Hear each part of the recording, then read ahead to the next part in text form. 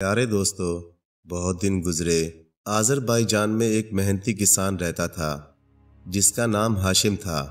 ہاشم نے بہت محنت سے کھیت جوتا، گیہوں بوئے، کھیت کو خوب پانی دیا۔ جب پودے اگ آئے تو ان کی دن رات دیکھ بھال کرتا تھا۔ اس محنت کا ہاشم کو یہ پھل ملا کہ اس کی امید سے بڑھ کر فصل پیدا ہوئی اور گنے کا کھیت لہلہانے لگا۔ اسے دیکھ دیکھ کر ہاشم کا دل خوشی سے جھومنے لگتا تھا۔ جب فصل کٹنے کا وقت آیا تو سیاہ بادل امنڈ آئے، اولے پڑنے لگے اور ایسی زور کی بارش ہوئی کہ ایک ایک دانہ بہہ گیا۔ بیچارے ہاشم کی امیدوں پر پانی پھر گیا۔ وہ سر تھامے ہوئے بیٹھا دیر تک اپنی تباہ شدہ فصل کو حسرت سے دیکھتا رہا۔ آخرکار بوجھل قدموں کے ساتھ اٹھا اور تھکے تھکے قدموں سے گھر کی طرف چل دیا۔ اگلے دن وہ نوکری کی تلاش میں گاؤں گاؤں گھومنے لگا۔ آخر اس کی ملاقات ایک امیر زمیندار سے ہو گئی۔ زمیندار کا کھیت اتنا بڑا تھا کہ اس کی فصل کاٹنے کے لیے 10 آدمی درکار ہوتے تھے۔ ہاشم نے زمیندار سے کہا، اگر میں سب فصل ایک دن میں کاٹ دوں تو آپ مجھے کیا معاوضہ دیں گے؟ زمیندار جانتا تھا کہ یہ بالکل ناممکن کام ہے۔ وہ ہنس کر بولا، اگر تم سب فصل ایک دن میں کاٹ دو گے تو آدھی فصل میں تمہیں دے دوں گا۔ ہاشم کام میں جٹ گیا۔ آدھے دن تک اس نے فصل کاٹ کر اس کی پولیاں بنا دیں۔ دوپہر بعد وہ ان پولیوں کا ڈھیر بنانے لگا۔ دن چھپنے تک اس کا تقریباً سب کام ختم ہو چکا تھا۔ ابھی کچھ پولیاں اکٹھی کرنا باقی تھیں۔ اس نے چھپتے ہوئے سورج کو دیکھ کر التجا کی، اے روشن آفتاب، ذرا دیر کے لیے ٹھہر جا، میرا تھوڑا سا کام باقی ہے۔ لیکن سورج نے ہاشم کی التجا پر کوئی توجہ نہ دی اور وہ چھپ گیا۔ ہاشم نے باقی بچی ہوئی پولیاں بھی اکٹھی کر دیں۔ کچھ دیر کے بعد زمیندار بھی ادھر آ گیا۔ وہ سب فصل کٹی ہوئی اور ڈھیروں کی شکل میں اکٹھی کی ہوئی دیکھ کر بہت حیران ہوا۔ اس نے کہا، بہت خوب، آؤ اب ہم معاہدے کے مطابق اس ڈھیر کو آدھا آدھا بانٹ لیتے ہیں۔ ہاشم سر جھکا کر بولا، نہیں بھائی، میں معاہدے کی شرط پوری نہیں کر سکا ہوں کیونکہ میں نے کچھ پولیاں سورج چھپنے کے بعد اکٹھی کی ہیں۔ اب آپ اپنا اناج سنبھالیں، میں اپنی راہ لیتا ہوں، خدا حافظ۔ یہ کہہ کر وہ چل دیا اور نہ جانے کب تک چلتا رہا، یہاں تک کہ وہ دارالحکومت جا پہنچا۔ اس نے بادشاہ کی خدمت میں اپنی غربت اور مصیبت کی داستان عرض کی۔ بادشاہ نے اسے اپنے ریوڑ کا محافظ مقرر کر دیا۔ بادشاہ نے یہ شرط رکھی کہ اگر ریوڑ کا ایک بھی جانور بیمار ہوا یا گم ہو گیا تو ہاشم کو کچھ نہیں ملے گا۔ اگر ریوڑ بالکل محفوظ رہا تو اسے آدھے جانور ملیں گے۔ یہ بات طے ہونے کے بعد ہاشم ریوڑ کو اپنے ساتھ ایک چراگاہ میں لے گیا جس کے ہر طرف اونچی اونچی باڑ لگی ہوئی تھی۔ 4 سال تک اس نے جانوروں کی ایسی اچھی دیکھ بھال کی کہ ایک جانور بھی نہ بیمار ہوا اور نہ گم ہوا۔ لیکن جب ہاشم ریوڑ کو لے کر واپس جا رہا تھا تو ایک بھیڑیا اچانک کہیں سے نمودار ہوا۔ اس نے ایک بھیڑ کے بچے کو منہ میں دبایا اور جنگل کی طرف بھاگ گیا۔ جب ہاشم نے ریوڑ کو بادشاہ کے سامنے پیش کیا تو بادشاہ بہت خوش ہوا۔ شرط کے مطابق اس نے آدھے جانوروں کو آدھا آدھا بانٹنا شروع کر دیا۔ ہاشم نے بادشاہ کو ایسا کرنے سے روک دیا اور بولا، عالی جاں، مجھے افسوس ہے کہ میں آپ کے جانوروں کی صحیح دیکھ بھال نہ کر سکا۔ ابھی کچھ دیر پہلے بھیڑیا ایک بھیڑ کا بچہ اٹھا کر لے گیا ہے، اس لیے میں کسی معاوضے کا حقدار نہیں ہوں۔ یہ کہہ کر ہاشم بادشاہ کے پاس سے چل دیا۔ وہ چلتا رہا یہاں تک کہ وہ دریا کے کنارے جا پہنچا۔ وہ درختوں کے سائے میں بیٹھ کر آرام کرنے لگا اور کچھ دیر میں سو گیا۔ جب اس کی آنکھ کھلی تو سورج چھپ چکا تھا اور ہر طرف اندھیرا پھیلا ہوا تھا۔ اسے قریب ہی کسی کے سسکیوں کی آواز سنائی دی۔ ہاشم نے دیکھا ایک بہت ہی خوبصورت لڑکی زور قطار رو رہی ہے۔ ہاشم نے اسے تسلی دی اور پوچھا، بی بی تم کیوں رو رہی ہو؟ کیا تم جنگل کا راستہ بھول گئی ہو یا کسی نے تمہیں ستایا ہے؟ اس نے سسکیاں لیتے ہوئے کہا، میں سورج کی بیٹی کرن ہوں۔ جب سورج نکلتا ہے تو ہم سب بہنیں اپنی روپیلی سیڑھیوں سے زمین پر اترتی ہیں اور آنکھ مچولی کھیلتی ہیں۔ آج میں جنگل میں کھیلتے ہوئے دور نکل گئی۔ جب میں واپس لوٹی تو سورج چھپ چکا تھا۔ اب میرا اس سے رابطہ ختم ہو گیا ہے۔ میری سیڑھی بھی ٹوٹ کر ٹکڑے ٹکڑے ہو گئی ہے۔ اب میں کبھی واپس نہیں جا سکتی۔ ہاشم نے کرن کو تسلی دی۔ وہ اسے اپنے ساتھ لے گیا۔ اس نے کرن سے شادی کر لی اور ایک جھونپڑی میں رہنے لگا۔ وہ بے حد غریب تھے۔ ان کے پاس کوئی ساز و سامان بھی نہیں تھا، پھر بھی دونوں میاں بیوی خوشی خوشی زندگی بسر کر رہے تھے۔ ایک دن کرن نے ہاشم سے کہا، میں دیکھتی ہوں کہ تم دن بھر گھر میں پڑے رہتے ہو اور کوئی کام کاج نہیں کرتے۔ ہاشم نے کہا، بیگم میں دنیا کا بدقسمت ترین آدمی ہوں۔ میں جس کام میں ہاتھ ڈالتا ہوں وہ بگڑ جاتا ہے، اس لیے مایوس ہو کر میں نے ہر کام سے ہاتھ کھینچ لیا ہے اور گوشہ نشین ہو گیا ہوں۔ کرن بولی، انسان کو خدا کی رحمت سے کبھی مایوس نہیں ہونا چاہیے کیونکہ مایوسی کفر ہے۔ یہ کہہ کر کرن نے ایک انگوٹھی نکالی اور اپنے شوہر کو دے کر کہا، جب کبھی تمہیں ضرورت ہو اسے زمین پر رکھ دینا، ایک دسترخوان ظاہر ہوگا جس پر ہر طرح کے کھانے پینے کا سامان موجود ہوگا۔ جب تم کھا پی کر فارغ ہو جاؤ تو انگوٹھی کو زمین سے اٹھا لینا، دسترخوان اسی وقت غائب ہو جائے گا۔ یہ میرا کل سرمایہ ہے۔ ہاشم یہ سن کر بے حد خوش ہوا۔ وہ چین سکھ کی زندگی بسر کرنے لگے۔ ایک دن ہاشم کو نہ جانے کیا سوجی، وہ اپنی بیوی سے بولا، میرا دل چاہتا ہے کہ میں بادشاہ کو دعوت دے ڈالوں، کیونکہ ہم جو لذیذ کھانے کھاتے ہیں وہ بادشاہ نے زندگی میں کبھی چکھے نہ ہوں گے۔ کرن کچھ خفا ہو کر بولی، بادشاہوں کے مزاج کا کیا اعتبار، خوش ہوں تو گالیاں کھا کر بھی انعام بخش دیتے ہیں اور ناراض ہوں تو دعا دینے والوں کو پھانسی پر چڑھا دیتے ہیں، اور پھر تمہارے پاس ہے ہی کیا جس پر تم بادشاہ کو دعوت دینے چلے ہو؟ مجھے ڈر ہے کہ کہیں تم اس انگوٹھی سے بھی محروم نہ ہو جاؤ۔ لیکن ہاشم اپنی ضد پر قائم رہا۔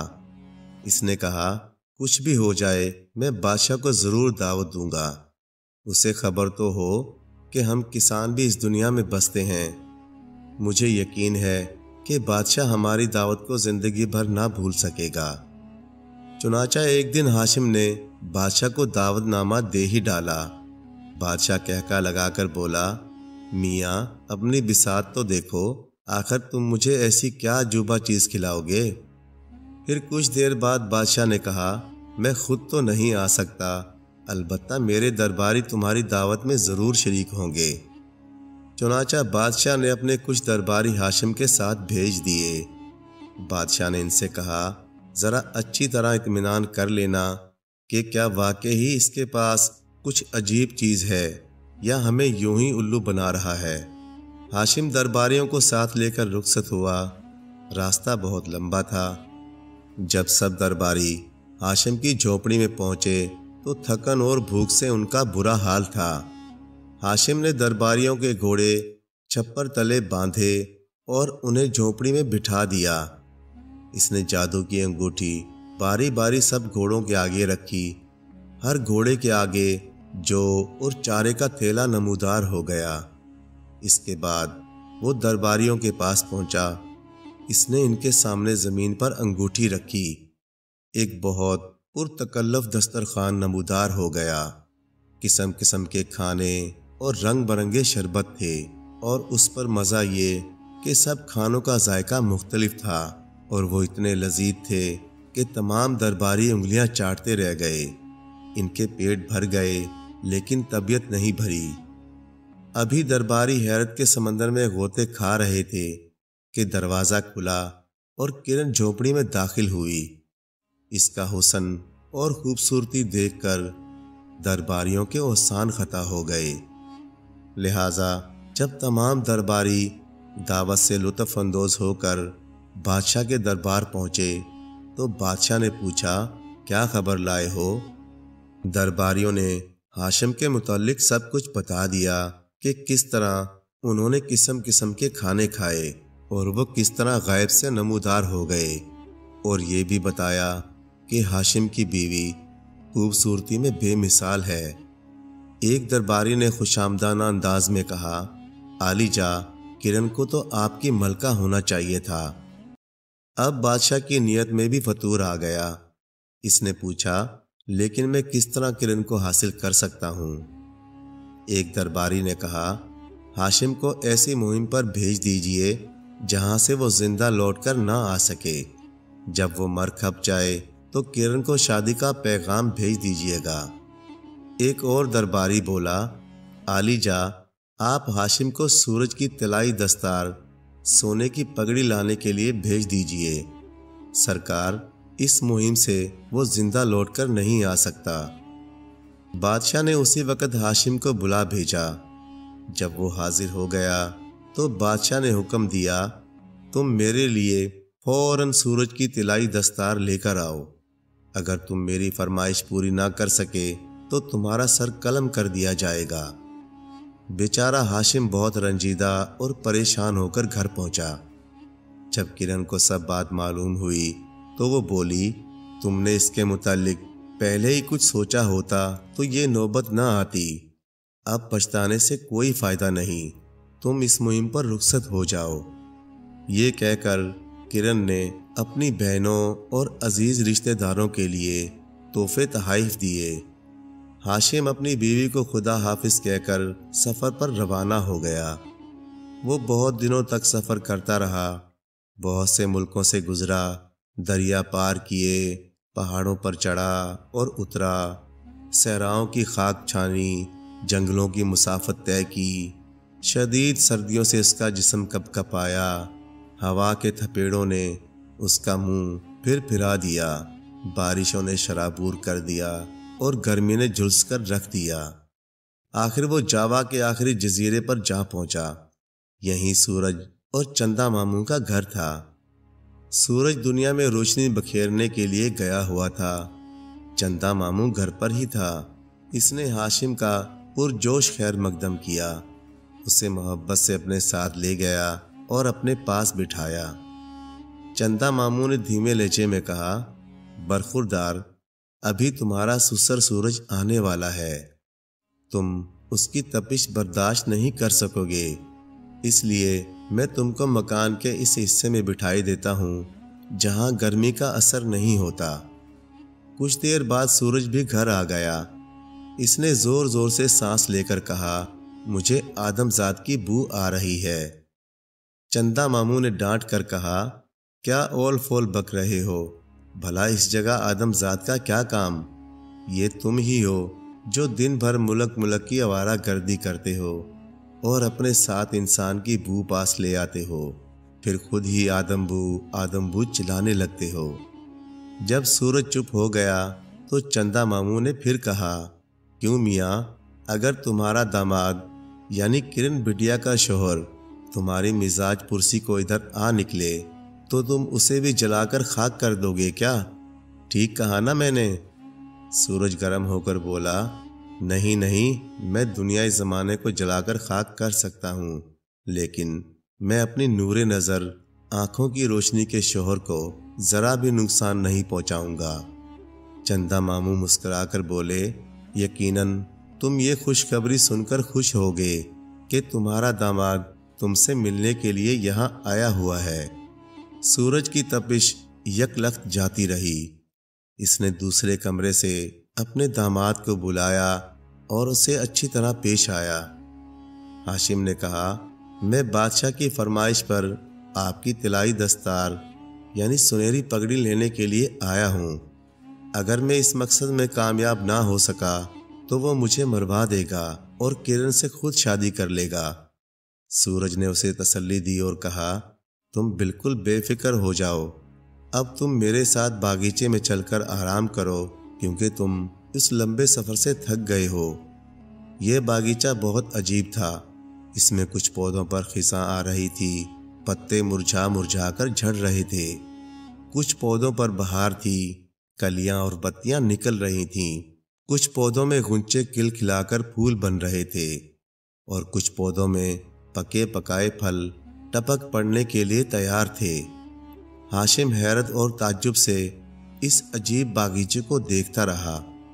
سورج نے کہا، تم ذرا دیر کے لیے ٹھہرو، بھیڑیا اور کالا بادل تمہارے کھانے کا بندوبست کر رہے ہیں۔ ہاشم کو سخت بھوک لگ رہی تھی۔ کچھ دیر بعد ایک بھیڑیا اور بادل کا ایک ٹکڑا ہاتھوں میں دسترخوان اٹھائے اندر داخل ہوا۔ ہاشم بھیڑیا کو ایک طرف لے گیا اور بولا، او بدبخت چور اچکے، تمہیں یاد ہے کہ میں 4 سال تک خون پسینہ ایک کر کے بھیڑوں کی رکھوالی کرتا رہا، اس دوران ان کا بال بھی کا نہ ہوا، لیکن جب مجھے اس کا معاوضہ ملنے کا وقت آیا تو تم ایک بھیڑ کا بچہ اٹھا کر لے گئے تھے، اس طرح میری محنت پر پانی پھر گیا، میں تمہیں اس شرارت کی سزا ضرور دوں گا۔ یہ کہہ کر اس نے لاٹھی اٹھائی اور بھیڑیوں کو اتنا مارا کہ وہ ادموا ہو گیا۔ اب ہاشم نے بادل کو بلایا اور کہا، تمہیں یاد ہے کہ میں نے اپنے کھیت کو بہت محنت سے جوتا، بیج بوئے، فصل کی دن رات دیکھ بھال کی، لیکن جب فصل کٹنے کا وقت آیا تو تم برسنے لگے اور اتنے برسے کہ میری فصل کا دانہ دانہ پانی سے بہہ گیا۔ یہ کہہ کر ہاشم نے لاٹھی اٹھائی اور بادل کو اتنا مارا کہ اس کے جسم پر سیاہ داغ پڑ گئے۔ بادل گڑ گڑا کر معافی مانگنے لگا اور زور قطار رونے لگا۔ دنیا والے سمجھے کہ گرج چمک کے ساتھ بارش ہو رہی ہے۔ تب ہاشم نے اس کی خطا معاف کی۔ ہاشم نے پیٹ بھر کر کھانا کھایا۔ جب وہ کھانا کھا کر فارغ ہوا تو اس نے درختوں کو کاٹ کاٹ کر گرا دیا، پودوں کو جڑ سے اکھاڑ دیا، کلیوں کو نوچ لیا، پھولوں کو مسل دیا۔ جب وہ اچھی طرح تباہی مچا چکا تب کہیں جا کر اس کا غصہ ٹھنڈا ہوا۔ ادھر بادل اور بھیڑیا بھاگے ہوئے سورج کے پاس پہنچے اور اسے اپنی آپ بیتی سنائی۔ سورج اپنے داماد سے اس حرکت کی وجہ پوچھنے گیا۔ اس نے اپنے اکھڑے ہوئے پودوں، تباہ و برباد باغیچے کو دیکھا تو سناٹے میں آ گیا۔ سورج نے گرم ہو کر پوچھا، تم نے یہ سب کچھ کیوں کیا؟ ہاشم نے کہا، میں نے بہت محنت سے کھیت میں فصل اگائی، اسے تمہارے چہیتے آلی جا ابرے سیاہ نے تباہ کر دیا۔ 4 سال غلہ بانی کی، جب معاوضے کا وقت آیا تو یہ لاڈلا بھیڑیا بھیڑ کا بچہ اٹھا کر چلتا بنا۔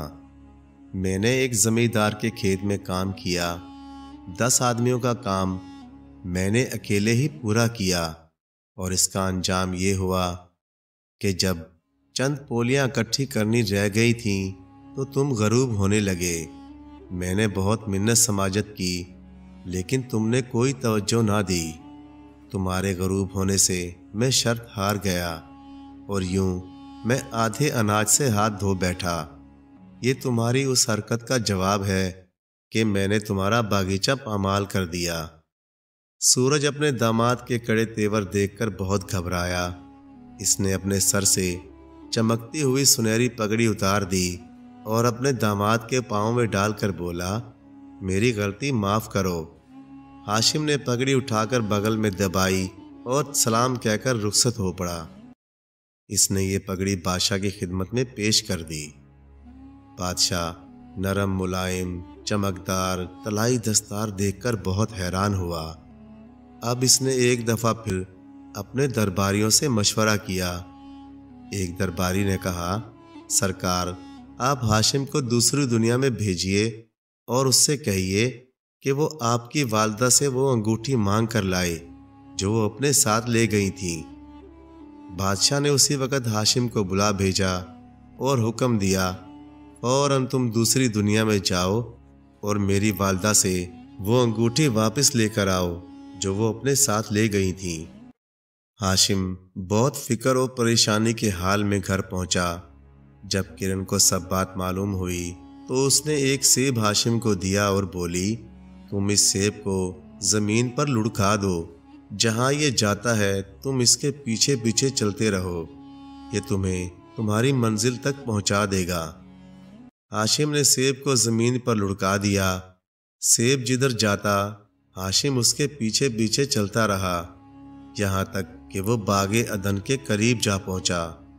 اس نے دیکھا ایک شخص نیم مردہ حالت میں پڑا ہے، اس کے جسم سے جان نکل چکی ہے، البتہ حلق میں دم اٹکا ہوا ہے۔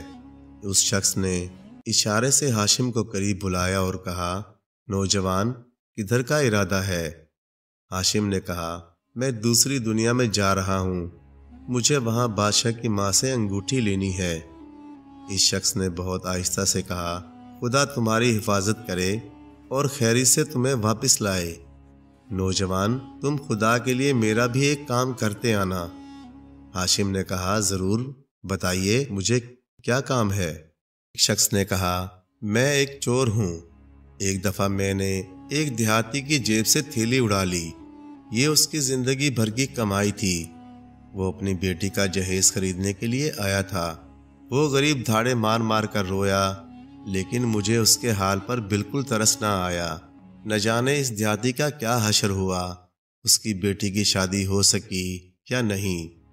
جب میری موت کا وقت قریب آیا تو سارے جسم کی جان نکل گئی، لیکن ابھی میرے حلق میں دم اٹکا ہوا ہے، کیونکہ اس میں وہی تھیلی پھنسی ہوئی ہے جو میں نے دیہاتی کی جیب سے نکالی تھی۔ اس واقعے کو 100 سال سے زیادہ کا عرصہ ہو گیا ہے۔ دن میں ہزاروں لاکھوں بار موت کی تکلیف دینے والا مزہ چکھتا ہوں، لیکن دم نکلتا ہے نہ اس عذاب سے جان چھوٹتی ہے۔ بھائی، اگر تم جنت میں اس دیہاتی سے ملو تو اسے میرا حال بتا دینا۔ ہاشم آگے چلا تو اس نے دیکھا ایک ریتیلے میدان میں ایک نوجوان گرتا پڑتا پھر رہا ہے۔ پیاس سے اس کی زبان چمڑے کی طرح خشک ہو رہی ہے اور باہر لٹکی ہوئی ہے۔ نوجوان کے پاس ہی ایک نخلستان ہرے بھرے درختوں کا میدان ہے، لیکن نوجوان نخلستان کی ٹھنڈی چھاؤں میں اس میں بہتے ہوئے ٹھنڈے پانی کے چشمے کی طرف لپک رہا ہے۔ ہاشم نے پوچھا، کیوں بھائی، یہ کیا ماجرا ہے؟ تم پانی کے چشمے اور نخلستان کو چھوڑ کر سراب کے پیچھے کیوں بھاگے جا رہے ہو؟ وہ شخص بہت مشکل سے بولا، بھائی، میں وہ بدنصیب ہوں جو گھر سے بھاگ گیا تھا، میرے غم میں میری ماں روتی روتی مر گئی۔ یہ نخلستان اور ٹھنڈے پانی کا چشمہ ماں کی محبت اور پیار ہے جو اب مجھے کبھی نصیب نہیں ہو سکتا۔ نہ جانے میں کب تک یوں ہی اس ریگستان میں بھٹکتا رہوں گا۔ بھائی، اگر تمہاری ملاقات میری ماں سے ہو تو اسے میرا حال سنا دینا۔ ہاشم آگے چلا۔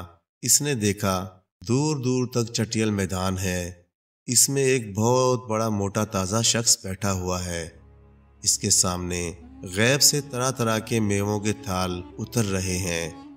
وہ شخص کچھ پل چکھ لیتا، کچھ سونگھ کر چھوڑ دیتا ہے۔ ہاشم نے پوچھا، کیوں بھائی، یہ کیا بھید ہے اور یہ تھال کہاں سے آ رہے ہیں؟ وہ شخص بولا، میں وہ خوش قسمت انسان ہوں جسے اللہ تعالیٰ نے اپنی نعمتوں سے خوب مالا مال کیا ہے۔ میں نے خود بھی ایک آرام کی زندگی بسر کی اور ضرورت مندوں کو بھی فیض پہنچایا۔ یہ اس کا اجر ہے کہ اس بنجر میدان میں بھی مجھے غیب سے پھل اور دوسری چیزیں پہنچ رہی ہیں۔ اب ہاشم آگے چلا۔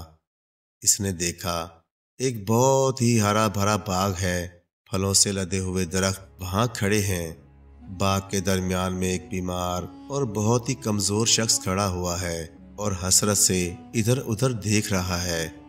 ہاشم نے پوچھا، یہاں کھانے پینے کے لیے بے شمار چیزیں موجود ہیں، پھر بھی تم سوکھ کر کانٹا ہو رہے ہو، آخر اس کی کیا وجہ ہے؟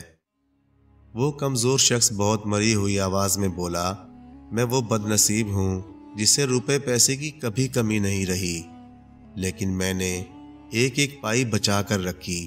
میں نے آرام اور آسائش سے منہ موڑ کر ایک بہت بے لطف زندگی بسر کی۔ نہ میں نے اس دولت سے کوئی فائدہ اٹھایا اور نہ کسی ضرورت مند کی حاجت پوری کی۔ مجھے اس کنجوسی کی یہ سزا ملی کہ اس خوبصورت باغ میں حسرت سے پھولوں کو تک رہا ہوں لیکن کھا نہیں سکتا۔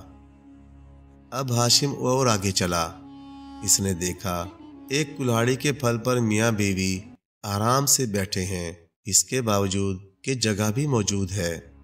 ہاشم نے حیرانی سے پوچھا، آخر تم دونوں اس چپا بھر جگہ میں کیسے آسانی سے بیٹھ گئے؟ میاں بیوی بہت نرم اور میٹھے لہجے میں بولے، دنیا میں ہم بہت پیار اور سلوک سے رہتے تھے، تنگ ترشی میں بھی ہم نے ہنسی خوشی گزارا کیا۔ اس کا ہمیں یہ اجر ملا ہے کہ یہ کلہاڑی کا پھل جو تمہیں چپا بھر جگہ نظر آتی ہے ہمارے لیے بہت وسیع اور چوڑی جگہ ہے۔ ہاشم اور آگے چلا۔ اس نے دیکھا ایک بہت لمبے چوڑے قالین پر میاں بیوی بیٹھے ہیں، وہ ایک دوسرے کو دھکیل رہے ہیں اور گالیاں دے رہے ہیں۔ دونوں ایک دوسرے سے کہہ رہے ہیں کہ قالین پر جگہ نہیں، تم یہاں سے چلے جاؤ۔ ہاشم نے پوچھا، کیوں بھائی، یہ کیا راز ہے؟ اس قالین پر سینکڑوں لوگ آرام سے بیٹھ سکتے ہیں لیکن تم دونوں اس پر سما نہیں سکتے۔ میاں بیوی بہت ترش لہجے میں بولے، دنیا میں ہم سب لڑتے بھڑتے رہتے تھے، یہاں تک کہ ایک دوسرے کی شکل سے بھی بیزار تھے۔ اس کی سزا ہمیں یہ ملی کہ اب اس قالین پر بھی ہم دونوں نہیں سما سکتے اور ایک دوسرے کو دھکیلتے رہتے ہیں۔ اب ہاشم اور آگے چلا۔ اس نے دیکھا کہ دو شخص ایک دوسرے کو انگارے کھلا رہے ہیں۔ انگارے نکلتے وقت انہیں بے حد تکلیف ہوتی اور وہ درد سے چیخنے چلانے لگتے ہیں، لیکن اس کے باوجود ایک دوسرے کو انگارے کھلائے چلے جا رہے ہیں۔ ہاشم نے پوچھا، کیوں بھائی، یہ کیا راز ہے؟ تم ایک دوسرے کو انگارے کیوں کھلا رہے ہو؟ دونوں آدمی بولے، ہم ایک رشوت دینے والا اور ایک لینے والا ہیں۔ یہ انگارے وہی رشوت کی رقم ہے جو ہم ایک دوسرے کو کھلا رہے ہیں، نہ جانے یہ عذاب کب تک جاری رہے گا۔ اب ہاشم اور آگے گیا۔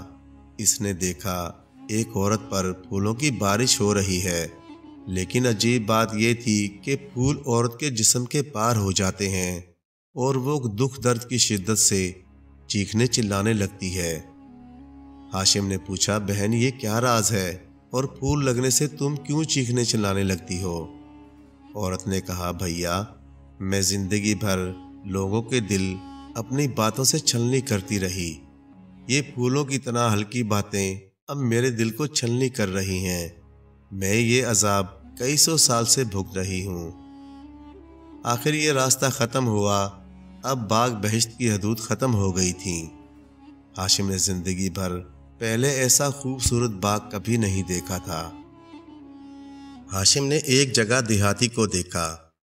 یہ وہی دیہاتی تھا جس کی تھیلی چور نے چرا لی تھی۔ ہاشم نے چور کی حالت بیان کی اور کہا، 100 سال سے وہ تھیلی چور کے حلق میں پھنسی ہوئی ہے، نہ چور کی جان نکلتی ہے، نہ اس عذاب سے چھٹکارا ملتا ہے۔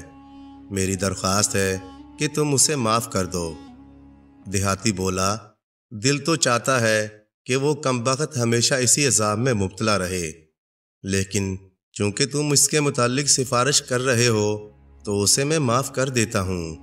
پھر ہاشم اس عورت سے ملا جس کا بیٹا اب ریگستان میں بھوکا پیاسا تڑپ رہا تھا۔ ماں نے کہا، دل تو چاہتا ہے کہ میں اسے کبھی معاف نہ کروں، کیونکہ میں نے اس کی یاد میں تڑپ تڑپ کر جان دے دی تھی اور اس نالائق نے کبھی میرا حال تک نہ پوچھا۔ لیکن کیا کروں، ماں کے دل سے مجبور ہوں۔ جب تم اس سے ملو تو کہہ دینا کہ میں نے اسے معاف کر دیا ہے۔ اب ہاشم ڈھونڈتا ہوا بادشاہ کی ماں کے پاس پہنچا۔ اس نے ادب سے کہا، سرکار، آپ کے بیٹے نے آپ سے وہ انگوٹھی منگوائی ہے جو مرتے وقت آپ کے ہاتھ میں تھی، آپ کے ساتھ ہی دفن کر دی گئی۔ بادشاہ کی ماں غصے سے کانپنے لگی۔ وہ بولی، اس بدبخت نے زندگی بھر مجھے پریشان کیا، اب یہاں بھی میرا سکون غارت کرنے پر تلا ہوا ہے۔ یہ انگوٹھی لے جاؤ اور اس کے منہ پر دے مارنا۔ میری طرف سے اسے کہہ دینا کہ تم جیسے نالائق بیٹے پر خدا کی لعنت، خدا اس کے درباریوں کو بھی ذلیل اور رسوا کرے۔ اب ہاشم واپس لوٹا۔ پہلے اسے عورت ملی، اس پر ابھی تک پھول برس رہے تھے اور وہ درد کی شدت سے چیخ رہی تھی۔ اس نے کہا، دنیا والوں کو میرا پیغام دے دینا کہ وہ اپنی باتوں سے دوسروں کا دل نہ دکھائیں، کیونکہ تلوار کا زخم ٹھیک ہو سکتا ہے لیکن زبان کا زخم کبھی ٹھیک نہیں ہوتا۔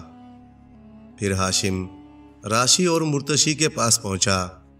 وہ بولے، دنیا والوں سے کہہ دینا کہ رشوت میں لی ہوئی رقم تو فوراً ختم ہو جاتی ہے لیکن اس کا عذاب کبھی ختم نہیں ہوتا۔